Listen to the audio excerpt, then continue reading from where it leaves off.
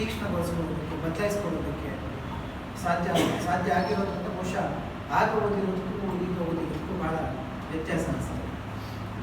ಕಳೆದ 2 ವರ್ಷಗಳ ಹಿಂದೆ ನಾವು ಚಿರಸ್ಮರಣೆಯಿಂದ ನಮ್ಮ ಮಂದಾರ ತಂಡಕ್ಕೆ ಒಂದು ಬಹಳ ಸರಳವಾಗಿ ರಂಗದ ಮೇಲೆ ತರಬೇಕು ಅಂತ ನಾವು ಶೋ ಮಾಡಿದ್ವಿ. 2 ಶೋಗಳನ್ನು ಮಾಡಿದ್ವಿ. ಆ ಸಮಯದಲ್ಲಿ ಅದನ್ನು ಕೂಡ ರೋಹಿತ್ ಡೈರೆಕ್ಟ್ ಮಾಡಿದ್ವಿ. ನಾವು ಮಂದಾರದಿಂದ ಪ್ರಸ್ತುತಪಡಿಸಿದ್ವಿ. ಆ ಸಂದರ್ಭದಲ್ಲಿ ಮೃತ್ಯುಂಜಯವನ್ನು ಓದಿದ ಮೇಲೆ ರೋಹಿತ್ ನನಗೆ ಈ ಸ್ಕ್ರಿಪ್ಟ್ ಮಾಡಬೇಕು ಅಂತ ಮೊದಲನೇ ವಿಚಾರವನ್ನು ಹಾಕಿದ್ದು ರೋಹಿತ್. ಸೊ ಹಾಗಾಗಿ ಇದೆಲ್ಲ ಏನೇ ಕ್ರೆಡಿಟ್ ಇದ್ರೂ ಕೂಡ ನಾನು ರೋಹಿತ್ಗೆ ಕೊಡೋದಕ್ಕೆ ಇಷ್ಟಪಡ್ತೀನಿ. ಇಲ್ಲಾಂದರೆ ನನಗೆ ನಾನೊಂದು ಸ್ಕ್ರಿಪ್ಟ್ ಮಾಡಬಹುದು ಅಥವಾ ಅದು ರಂಗದ ಮೇಲೆ ಬರೋದಕ್ಕೆ ಸಾಧ್ಯ ಇದೆ, ಅದ್ರ ಮೃತ್ಯುಂಜಯನಂತಹ ಬಹಳ ದೊಡ್ಡ ಕೃತಿಯನ್ನು ತರಬಹುದು ಅಂತ ನನಗೆ ಇಮ್ಯಾಜಿನೇಷನ್ ಕೂಡ ಇರಲಿಲ್ಲ. ಹಾಗಾಗಿ ಅದೇನಿತ್ತು ಕೂಡ ರೋಹಿತ್ಗೆ ಸರಿ. ಸ್ಕ್ರಿಪ್ಟ್ ಮಾಡಬೇಕು ಅಂದ್ಕೊಂಡ್ಮೇಲೆ ಮೃತ್ಯುಂಜಯವನ್ನು ನಾನು ಹೆಚ್ಚು ಕಡಿಮೆ ನನಗೆ ಸ್ಕ್ರಿಪ್ಟ್ ಮಾಡೋದಕ್ಕೆ 1 ವರ್ಷದ ಸಮಯ ಹಿಡಿದಿದೆ. ಯಾಕೆಂದರೆ ಬಹಳ ವಿಸ್ತಾರವಾದ ಕಾದಂಬರಿಗಳು. ಮತ್ತು ನೀವು ಮೃತ್ಯುಂಜಯವನ್ನು ಓದಿದರೆ ಬಹುಶಃ ನಿಮಗೆ ಅಂದರೆ ಯಾವುದೇ ಅಧ್ಯಾಯವೂ ಕೂಡ ಇಂಪಾರ್ಟೆಂಟ್ ಅಲ್ಲ ಅನಿಸೋದಿಲ್ಲ. ಇದನ್ನು ತೆಗೆದುಬಿಡಬಹುದು, ಇದನ್ನು ತೆಗೆದು ಆ ಕೃತಿ ಏನು ಭಂಗ ಆಗೋದಿಲ್ಲ ಅಂತ ಅನಿಸೋದಕ್ಕೆ ಸಾಧ್ಯ. ನನಗಂತೂ ಹಾಗೆ ಅನ್ಸುತ್ತೆ. ಇವತ್ತಿಗೂ ಕೂಡ ನನಗೆ ಮೃತ್ಯುಂಜಯ ಎದುರು ಬಂದಾಗ ನನಗೆ ಆಗ್ತಿರುವಾಗ ಇದೊಂದೇನೋ ಮಿಸ್ ಆಯಿತು, ಇದೊಂದೇನೋ ಮಿಸ್ ಆಯಿತು ನಿಮ್ಮ ಈಗಲೂ ಕೂಡ ಇದೆ. ಯಾಕೆಂದರೆ ಅದು ಅಷ್ಟು ವಿಸ್ತಾರವಾದ ಕೃತಿ ಮತ್ತು ಅಷ್ಟು ತೀಕ್ಷ್ಣವಾಗಿದೆ. ಭಾಳ ಮುಖ್ಯ. ನಮಗೆ ಈಗ ನಾಟಕದಲ್ಲಿ ಎದುರಿಗೆ ಕಾಣುವಷ್ಟೇ ಪಾತ್ರಗಳಲ್ಲ, ಅದರಲ್ಲಿ ಭಾಳಷ್ಟು ಪಾತ್ರಗಳಿದೆ ಮತ್ತು ಸಣ್ಣ ಸಣ್ಣ ಪಾತ್ರಗಳು ತುಂಬ ಇದ್ದಾವೆ.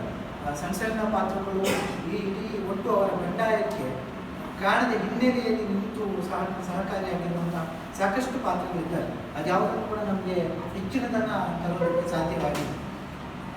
ಸ್ಕ್ರಿಪ್ಟ್ ಮಾಡುವಾಗ ಆರಂಭದಲ್ಲಿ ನಾನು ಬಹಳ ದೊಡ್ಡ ಸ್ಕ್ರಿಪ್ಟನ್ನೇ ಮಾಡಿದ್ದೆ.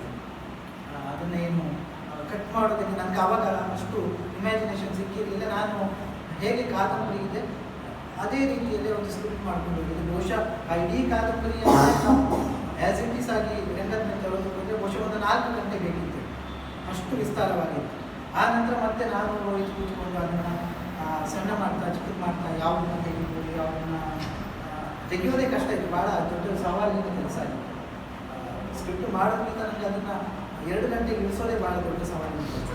ಎಲ್ಲಿ ಯಾವುದೇ ಒಂದು ದೃಶ್ಯವನ್ನು ತೆಗೆದು ಕೂಡ ಒಂದು ಚೈನ್ ಲಿಂಕ್ ಇದ್ದ ಹಾಗೆ ಇದೆ ಈ ಕಾಲದಲ್ಲಿ, ಒಂದು ಚೈನ್ ಲಿಂಕ್ ಥರ ಇದೆ. ಆದರೆ ಬಹಳ ಮುಖ್ಯವಾಗಿ ನಾವು ಆರಂಭದಿಂದ ಅಂದ್ಕೊಂಡಿದ್ದು ಒಂದು ಸಂಗತಿ ಆಗಿದೆ. ಇಡೀ ಕಾದಂಬರಿ ಈ ಹೊತ್ತಿಗೆ ನಾವು ತರೋದಕ್ಕೆ ಕಾರಣ ಇದೆ. ನಮಗೆ ಯಾಕೆ ಈ ಕಾದಂಬರಿಯನ್ನು ನಾವು ರಂಗದ ಮೇಲೆ ತರಬಹುದು, ಏನು ಈ ಹೊತ್ತಿಗೆ ಯಾಕೆ ಪ್ರಸ್ತುತ ಆಗ್ತದೆ ಅಂತ ನಾವು ಭಾಳ ಸರಿ ಯೋಚನೆ ಮಾಡ್ತೀವಿ. ನಾನು ಮತ್ತು ರೋಹಿತ್ ಅದ್ರ ಬಗ್ಗೆ ತುಂಬ ಸರಿ ಚರ್ಚೆ ಮಾಡ್ತೀನಿ. ನನಗೆ ವೈಯಕ್ತಿಕವಾಗಿ ಕಾದಂಬರಿ ಯಾಕೆ ಮುಖ್ಯ ಅನಿಸ್ತದೆ ಅಂದರೆ ಅರಮನೆ ಮತ್ತು ಗುರುಮನೆಯ ನಡುವಿನ ಒಂದು ರಾಜಕೀಯ ಇದೆಯಲ್ಲ, ಬಹುಶಃ ಅದು ಈಗಲೂ ಇದೆ ಅಂತ ನನಗೆ ಅನಿಸ್ತದೆ ವೈಯಕ್ತಿಕವಾಗಿ. ಅದರ ರೂಪ ಬದಲಾಯಿಸಿಕೊಂಡು ಈಗ ಅದು ರಾಜಕೀಯವಾಗಿ ಬೇರೆ ಬೇರೆ ರೂಪದಲ್ಲಿ ಈಗ ತುಂಬ ಮಾಡರ್ನ್ ಆಗಿ ಒಂದು ಕಾರ್ಪೊರೇಟ್ ವಲಯ ಎಂಬುದು ನಮ್ಮ ನಾಡು ಸರ್ಕಾರಗಳ ರೂಪದಲ್ಲಿ ಇದೆ ಹೊರತು ಅದೇನು ಆ ಇಡೀ ವ್ಯವಸ್ಥೆ ಬದಲಾಗಿಲ್ಲ ಅಂತ ನಮಗೆ ಅನಿಸ್ತದೆ. ಅರಮನೆ ಮತ್ತು ಗುರುಮನೆಗಳ ನಡುವಿನ ಸಂಘರ್ಷ ಇರ್ಬೋದು ಮತ್ತು ಅವರ ಹೊಂದಾಣಿಕೆಗಳ ರಾಜಕಾರಣ ಇರ್ಬೋದು, ಅದು ಇವತ್ತಿಗೂ ಹಾಗೆ ಇದೆ ಅಂತ ಅನಿಸ್ತದೆ. ಮತ್ತು ಆ ಒಟ್ಟು ರಾಜಕಾರಣಕ್ಕೆ ಜನಸಾಮಾನ್ಯರು ಆ ಕಾಲಘಟ್ಟಕ್ಕೆ ಅವರು ಹೇಗೆ ಬೇಕೋ ಹಾಗೆ ಅವರನ್ನು ಒಂದು ಗಾಢವಾಗಿ ಬಳಸಿಕೊಳ್ಳುವ ಪ್ರಕ್ರಿಯೆ ಕೂಡ ಈಗಲೂ ಹಾಗೆ ಇದೆ ಅಂತ ನಮ್ಗೆ ಅನಿಸ್ತದೆ. ನಾವು ಸರ್ಕಾರವನ್ನು ಬಹಳ ಸೂಕ್ಷ್ಮವಾಗಿ ಅದರ ಒಟ್ಟು ನಡೆನುಡಿಗಳನ್ನು ಗಮನಿಸಿದಾಗ, ಅದರ ಒಟ್ಟು ಕಾರ್ಯಸೂಚಿಗಳನ್ನು ಗಮನಿಸಿದಾಗ ನಮಗೆ ಬಹಳ ಸೂಕ್ಷ್ಮವಾಗಿ ಅಂತಹ ಸಂಗತಿಗಳು ಕಾಣೋದಕ್ಕೆ ಸಿಗ್ತದೆ. ಸೊ ಈ ಒಂದು ಅಂಶವನ್ನು ನಾವು ಬಹಳ ಗಮನದಲ್ಲಿ ಇಟ್ಕೊಂಡಿದ್ವಿ. ಒಟ್ಟು ಸರ್ಕಾರ ಅಥವಾ ಆಳುವವರು ಹೇಗೆ ಜನರನ್ನು ಬಳಸಿಕೊಳ್ತಾರೆ ಮತ್ತು ಹೇಗೆ ತಮಗೆ ಬೇಕಾದಾಗ ಅವರನ್ನು ಮೆರೆಸಿ, ತಮಗೆ ಬೇಡಾದಾಗ ಅವರನ್ನು ಹೇಗೆ ಭಾಳ ಸುಲಭವಾಗಿ ತಮ್ಮ ದಾರಿಯಿಂದ ಪಕ್ಕಕ್ಕೆ ಸರಿಸಿಬಿಡುವಂತಹ ಒಟ್ಟು ಅವರ ಹುನ್ನಾರಗಳೇನಿದೆ ಅದು ಈ ಹೊತ್ತಿಗೂ ಇದೆ ಅಂತ ನಮಗೆ ಬಹಳ ಪ್ರಮುಖವಾಗಿ ಅನಿಸಿತ್ತು. ಮತ್ತು ಆ ಕಾರಣಕ್ಕಾಗಿ ನಾವು ಮೃತ್ಯುಂಜಯವನ್ನು ರಂಗದ ಮೇಲೆ ತರಬೇಕು ಅಂತ ಅಂದ್ಕೊಂಡಿದ್ವಿ.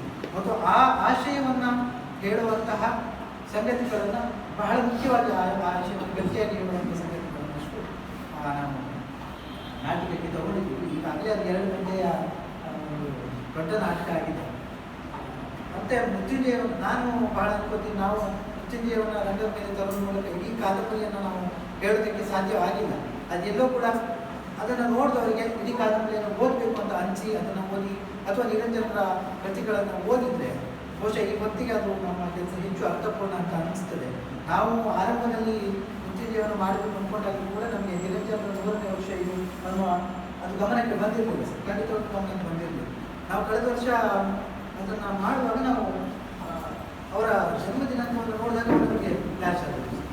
ಹಾಗಾಗಿ ನಮಗೂ ಕೂಡ ಕಲಿಕೆ ನಾನಿವತ್ತು ಬಂದಿರೋದು ಅದಕ್ಕೆ ಎಷ್ಟು ಒಳ್ಳೆಯ ಫೀಡ್ಬ್ಯಾಕ್ಗಳು ಸಿಗ್ತದೆ ಮತ್ತು ಮುಂದಿನ ಕೆಲಸಗಳಿಗೆ ಅದು ನಮಗೆ ಹೆಲ್ಪ್ ಆಗ್ತದೆ ಅನ್ನೋ ಕಾರಣಕ್ಕೆ ನಾವಿಲ್ಲಿ ಬಂದಿರೋದು. ಮತ್ತೆ